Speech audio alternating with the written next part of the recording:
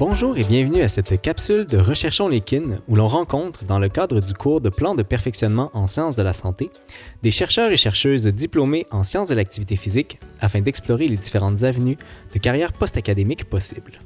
Aujourd'hui, je rencontre Catherine Lefrançois, qui est professionnelle de recherche au Conseil du statut de la femme. Elle a également été conseillère en surveillance de l'état de santé et en prévention de l'usage de substances psychoactives à la Direction générale de la santé publique du ministère de la Santé. Elle avait auparavant complété sa maîtrise en apprentissage et contrôle sensorimoteur à l'École de kinésiologie et des sciences de l'activité physique. Bonjour Catherine. Bonjour Benjamin. Ça va bien? Oui, ça va bien toi? Mais ça va très bien, merci. Merci d'avoir accepté de participer à l'entrevue pour parler finalement de ton parcours académique et post-académique avec les étudiants de l'École de kinésiologie. Est-ce que tu pourrais nous parler de ton emploi actuel? Mon emploi actuel, donc depuis pas très longtemps, je suis au Conseil du statut de la femme où j'agis comme professionnelle de recherche. Donc, le Conseil du statut de la femme, ça fait partie de la fonction publique québécoise et c'est un organisme qui a comme objectif de conseiller le gouvernement en matière d'égalité entre les hommes et les femmes. Donc, on a, comme au niveau de la recherche, on a deux principaux types de production, disons, qui sont des études. Donc, ça ressemble vraiment beaucoup à faire un mémoire de maîtrise ou une thèse là, à D'accord. différents égards, là, mais c'est la démarche scientifique et de rédaction classique, où on a des mémoires. Donc, quand il y a des commissions parlementaires, ben, le conseil est invité à se positionner quand c'est pertinent et à déposer un mémoire, où là, c'est un travail qui va être de plus courte échéance, qui va aussi être une démarche scientifique, mais très écourtée parce que les délais sont très, très courts. Donc là, on parle Euh, surtout de revue de la littérature, c'est ça? Oui, mais pas que. Le conseil fait quand même fait différents types d'études. Là, c'est sûr qu'on n'est pas du tout dans des travaux revus par les pairs au sens strict. Là.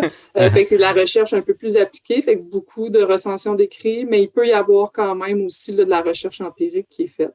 Comme des entrevues? Des entrevues, de l'analyse statistique, OK. des groupes de discussion. Là, fait que ça dépend. Ça dépend beaucoup. C'est sûr que là, on est souvent dans des enjeux qui touchent peut-être plus des sphères des sciences sociales que des Tout à sciences de fait. la santé. Mais la méthode peut toujours se rejoindre un peu. Puis auparavant, ben là, j'ai travaillé pendant 5 ans à la Direction générale de la santé publique dans deux fonctions différentes. Là. La santé publique, il faut comprendre qu'il y a comme 4 grandes fonctions. Avec la OK. pandémie, on a beaucoup connu la fonction de protection, mais il y a aussi la prévention, la promotion de la santé et la surveillance de l'état de santé. Donc, en surveillance de l'état de santé, ben là, on est vraiment plus dans le suivi d'indicateurs. Donc, on veut mesurer des phénomènes et les suivre dans le temps pour soutenir l'élaboration de politiques publiques, de programmes d'intervention. Euh, Puis, en prévention, ben là, on est plus au niveau de la planification des interventions, du soutien à la prise de décision gouvernementale et des politiques publiques. Puis là, plus précisément, là, je dis ça, ça veut dire quoi? Je faisais quoi dans ma job? Là? En surveillance, c'était vraiment de l'analyse statistique. OK. Donc, merci à mon cours de biostatistique MSO, je ne sais plus quoi. Développement d'indicateurs, rédaction de publications à partir des indicateurs qu'on génère, donc de l'analyse statistique, mais aussi de la rédaction pour rendre ça accessible à des acteurs professionnels ou au public, dépendamment. Du soutien méthodologique à d'autres directions. Euh, Développer des activités de transfert de connaissances pour soutenir les activités régionales, développement d'enquêtes statistiques. Donc, il y a des enquêtes qui sont Mhm. réalisées, là, des sondages, mais à très, très grande échelle pour développer des indicateurs populationnels. Un peu des choses dans ce genre-là. Donc, en surveillance, c'est un peu ça au niveau national qui se fait. Puis, en prévention, ben, moi, j'étais responsable de développer des programmes de recherche, OK. euh, de soutenir l'élaboration de politiques publiques là, au regard des substances psychoactives. J'avais aussi des responsabilités là, dans les activités de vigie, de suivi d'indicateurs. Donc, là, on était vraiment plus proche de l'intervention de santé publique. Fait que c'est un petit peu ça le portrait là, de qu'est-ce que ça mange en hiver au quotidien. Là. Ces D'accord. différentes appellations-là. Est-ce que quand tu parles de planifier des projets de recherche, c'est en collaboration avec des universités ou c'est vraiment à l'interne, à l'intérieur du ministère? Bien, il y a différentes façons de faire. Moi, dans mon cas, on était vraiment dans des attributions avec les fonds de recherche. D'accord. Donc, vraiment, là, avec quelle enveloppe on dédie, comment, c'est quoi le type. Parce que quand on fait je pense que les gens qui sont là ont déjà rempli une demande de subvention probablement par un fonds de recherche. Il faut les concevoir, il faut identifier les priorités de recherche. Hein, c'est quoi les axes qu'on souhaite qu'il y ait du développement de connaissances qui se fasse? Ça prend des gens qui réfléchissent à ça, qui s'appuient sur c'est quoi les données probantes qui nous manquent, c'est quoi les données probantes qu'il faut aller chercher, dans quel secteur on doit creuser davantage les recherches, qu'est-ce qu'on veut favoriser comme développement d'expertise au Québec. Fait que c'est un peu des affaires comme ça, là. Intéressant. Est-ce que le fait d'avoir suivi un cursus de kinésiologie était aidant dans ce type de travail? Moi, je réalise que dans tout ce qui se dit, le lien avec la kinésiologie, il est ténu. On est beaucoup dans la compétence transversale. Donc, tout ce qu'on apprend en méthode scientifique, c'est sûr qu'aussitôt qu'après ça, on a un emploi dans lequel on nous demande de se positionner sur des enjeux qui sont beaucoup plus complexes, des enjeux sociétaux, sur élaborer des interventions. Ce qu'on veut, c'est de la donnée probante. Puis pour ça, il faut être capable de lire et de comprendre des articles scientifiques. Donc, c'est là que toute la démarche scientifique devient essentielle à bien réaliser ce travail-là. Moi, dans mon cas, j'ai parlé beaucoup de surveillance. Là, donc, on est plus dans la sphère de l'épidémiologie. Mais c'est de l'analyse quantitative. Là. C'est vraiment de comprendre les biostatistiques, comprendre qu'est-ce qu'une statistique veut dire, comment l'interpréter. Parce qu'on entend souvent, on peut faire dire, c'est pas vrai, on peut pas faire dire ce qu'on veut aux statistiques. Là. Ils disent quelque chose de très précis, puis après ça, on peut interpréter de différentes façons.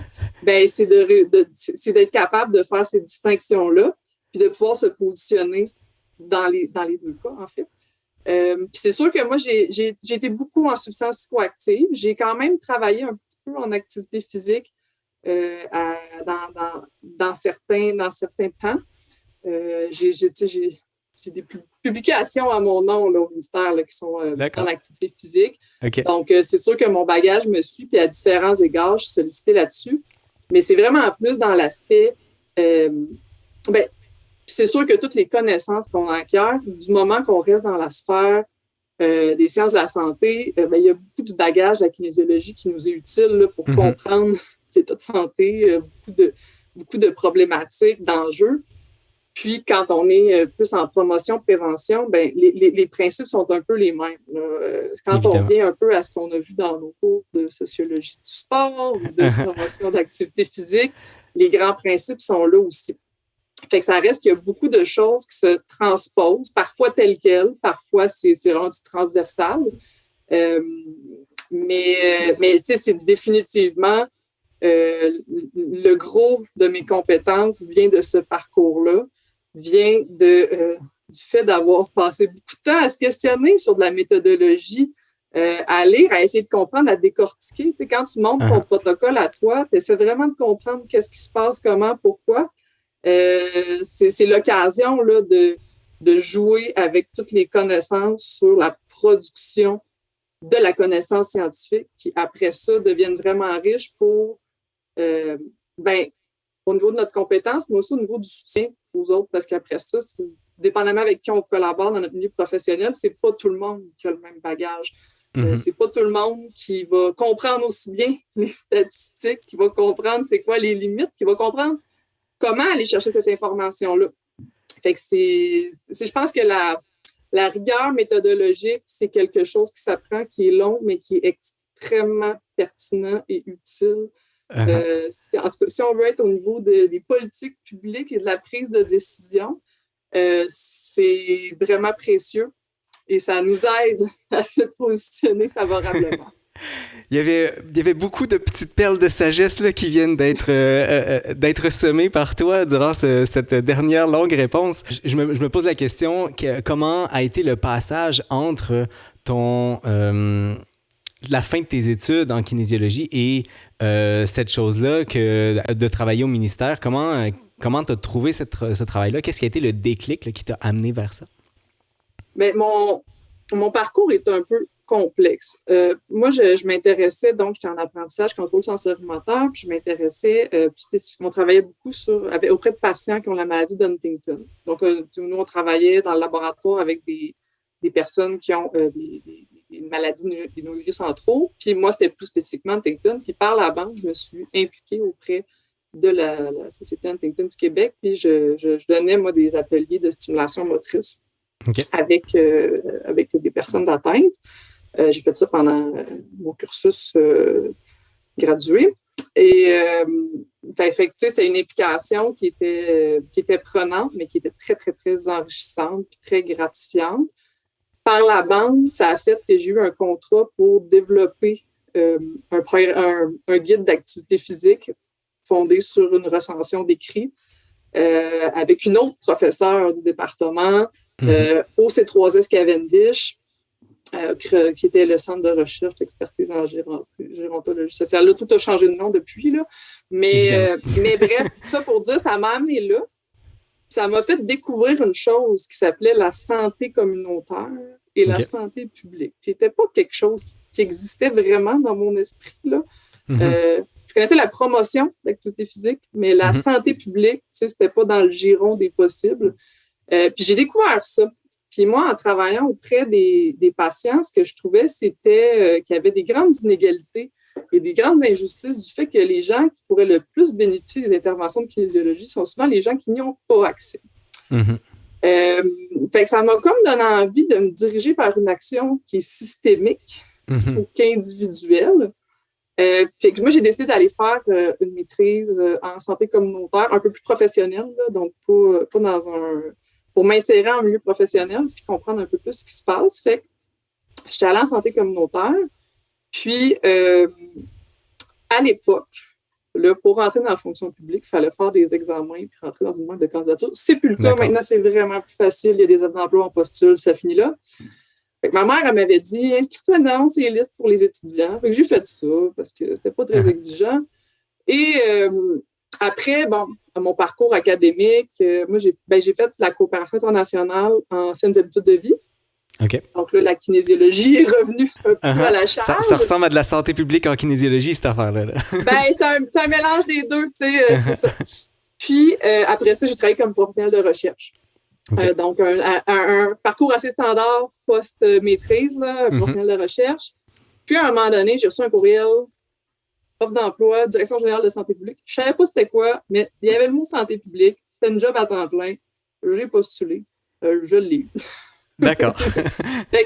Parce que je pensais jamais me ramasser à la fonction publique québécoise, bien honnêtement. C'était pas ça que j'avais en tête. Je ne savais pas vraiment c'était quoi les opportunités. Puis j'ai vu, on peut travailler en santé publique au ministère de la Santé. J'ai fini là. Puis voilà, je suis encore dans la fonction publique. Fait comment le passage, je ne sais pas à quel point tu veux la barre sur le passage tout de suite. Là, je suis curieux, je prends la balle au bon parce que tu mentionnes que tu ne te voyais pas nécessairement dans la fonction publique. Puis je pense que de façon générale, il y a peut-être quelque chose de péjoratif à l'idée de travailler pour un ministère, pour la fonction publique et tout. Toi, ton expérience, elle est contraire à ça? C'est vraiment, c'est vrai qu'il y a une espèce de gros stéréotype là, des fonctionnaires. C'est quoi un fonctionnaire? C'est vrai, c'est parce que la fonction publique, c'est tellement diversifié comme type d'emploi que c'est assez difficile d'attribuer une responsabilité. Ce que moi je fais, ce que la personne à côté de moi fait, ça peut être deux affaires complètement différentes. Vous allez parler à quelqu'un d'un autre ministère qui va faire complètement autre chose. C'est sûr que c'est du national. Donc, on n'est pas dans le service direct aux individus. On est dans des orientations, des politiques publiques, dans vraiment des choses qui se passent au niveau national, très macro ou du soutien aux interventions, mais on n'est pas dans la délivrance directe du service. C'est là que ça devient des emplois qui sont intéressants pour des gens qui ont des études supérieures parce que là, on est vraiment dans l'orientation, la réflexion, l'alimentation en données, de faire du evidence-based, du fondé sur les évidences, de faire des lignes directrices. On est vraiment dans la planification plus large plutôt que dans le fine-tuning d'une intervention. Mm-hmm. Ben ça, c'est vraiment intéressant d'avoir en tout cas cet aspect global-là au niveau, appelons ça national. Je vois que déjà l'entrevue approche de la fin. J'aimerais ça t'entendre sur les compétences, que ce soit des compétences acquises là, durant tes études ou par après, donc ou des compétences que tu te serais dit, j'aurais dû développer ça à l'époque. Mettons que tu avais un étudiant à côté de toi, là, qu'est-ce que tu lui dirais pour dire, travaille cette chose-là? Ben, je dirais, fais autre chose que ton mémoire ou ton doctorat. Non, mais j'ai beaucoup parlé de la méthode scientifique. Ça c'est sûr, ça s'acquiert par ses propres recherches, mais ça s'acquiert aussi en s'intéressant à ce que les autres font. Tu sais, moi, une des choses qui m'a beaucoup nourrie dans mon passage là, à l'EXAP, c'était, on avait mis en place là, avec des professeurs des midi recherche, je me souviens plus comment on appelait ça, mais donc où il y avait... Midi club de lecture à l'époque. Le club de lecture, c'est ça. Voilà. Fait que là, tu es confronté à... parce qu'on se spécialise quand même assez vite là, dans notre parcours. Là, ça permet d'échanger sur ce que d'autres personnes font, sur d'autres façons de travailler que les autres ont. Souvent, je veux pas, on va être un peu collé sur ce que notre laboratoire fait, puis ce qui se fait dans l'immédiat, mais après ça, je veux dire, il y a plein de disciplines là, au sein de la kinésiologie. La kinésiologie, c'est très, très large. Là. Fait qu'on peut faire vraiment plein d'affaires différentes. Puis moi, je me réfère encore dans mes travaux aujourd'hui, des fois, à des choses que j'ai vues dans un club de lecture, tu sais, en 2012. Là, tu sais, ça m'arrive encore de me dire, c'est vrai, il y a quelqu'un qui avait parlé de ça. Puis, bon, des fois, la science a changé entre-temps, mais ça peut être la piste juste de s'ouvrir les horizons, de un. De deux, c'est bien beau, là, savoir comment monter une bonne recherche, mais il y a beaucoup d'emplois qui nécessitent autre chose que la réalisation peut réduire la recherche. Ça peut être de l'organisation de rencontres. Bon, ça a l'air facile à dire, mais une rencontre qui fonctionne bien, qui est efficace, dans laquelle les gens contribuent bien, ben ça prend une certaine forme, des compétences transversales. Il y a différentes formes d'implication qui permettent d'aller chercher un peu de ça, mais vraiment, je pense qu'il faut dépasser le cadre académique. C'est sûr, là, organiser des colloques, c'est vraiment pertinent. Des fois, là, ça a l'air d'être un peu du temps qu'on n'investit pas dans nos études, mais tout ce qui se fait à côté qui nous permet de développer autre chose, de sortir de sa zone de confort. Moi, des fois, j'ai l'impression que c'est pas mal 50-50, c'est quoi qui est le plus utile dans ma job. Là. C'est-tu les connaissances que j'ai acquises ou c'est toutes ces petites choses-là à côté que des fois, ma directrice me disait, il faudrait peut-être que tu slackes, que tu te concentres sur ton écriture, mais en même temps, c'est ces choses-là, après ça, qu'on revient à, oui, quand on a organisé ça, quand on a fait telle affaire ou ça, ou parce que des gens qui ont une maîtrise, là, il y en a plein de CV. Ce qui distingue des fois, c'est d'être capable de parler d'autres choses qu'on a faites, d'autres réalisations en dehors de notre parcours académique. Souvent, on le fait parce que c'est le fun, de un, ça nous change les idées, mais en plus de ça, ça nous permet vraiment d'aller compléter un peu plus, là, parce que sinon, c'est un peu linéaire, puis ça prépare pas nécessairement bien. Puis moi, comme je l'ai dit, je me suis ramassée en santé publique, je savais pas vraiment c'était quoi. Je comprenais pas vraiment bien le système de santé, puis l'organisation du réseau, c'était quoi. C'est sûr qu'on disait, il y a des kinésiologues en CLSC, ça veut dire quoi? Le CLSC, ça s'insère dans quoi? J'aurais aimé ça un peu plus comprendre, c'est quoi les différents appareils publics qui existent, puis un peu où est-ce qu'on peut se positionner là-dedans, qui maintenant, c'est ça ma job. J'aurais jamais pensé que j'aurais pu me ramasser là parce que c'était juste pas des choses qui étaient sur la table. Et pourtant, c'est là que l'organisation se fait. C'est là que l'organisation des services, c'est là que le financement, fait que de comprendre c'est qui les acteurs, les organisations, comment elles interagissent ensemble, comment on s'insère là-dedans, comment on coordonne une action, comment on fait pour mettre en place quelque chose.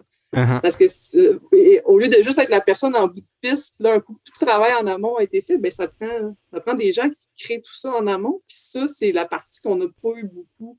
En tout cas, moi, je trouve qu'on n'a pas été beaucoup exposé. Et pourtant, c'est là que les orientations se prennent.